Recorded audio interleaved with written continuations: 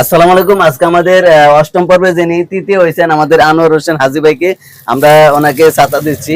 এই যে ভাই আনোয়ার হোসেন হাজী ভাই, ঠিক আছে?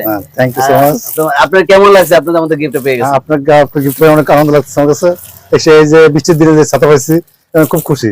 আচ্ছা, একটা কথা বলি, উনি কিন্তু জানেই না উনি গিফট পাইছে। এই যে এবারে উনি যে গিফটটা পাইছে উনি কিন্তু রাত্রেবেলা অফিসটা আইসে তারপর জানছে উনি গিফট পাইছে, কিন্তু ঘটনা হচ্ছে যারা মনে করেন আগ্রহ ছিল তারাই পায় নাই।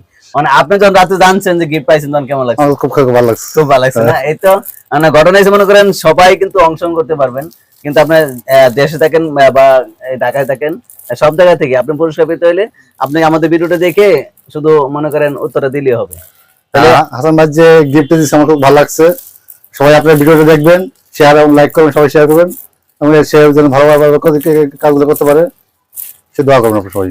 ইনশাআল্লাহ সবাই একটু সাপোর্ট করেন, ঠিক আছে? হ্যাঁ। আর এটা হচ্ছে মনে করেন বিনোদনমূলক অনুষ্ঠান, আর এটা হচ্ছে মনে করেন সবার ভাগ্যের খেলা।